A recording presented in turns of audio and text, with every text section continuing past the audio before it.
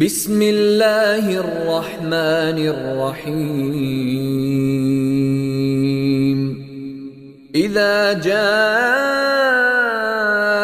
نصر الله والفتح ورأيت الناس يدخلون في دين الله أفواجا فسبح بحمد ربك واستغفره إنه كان توابا.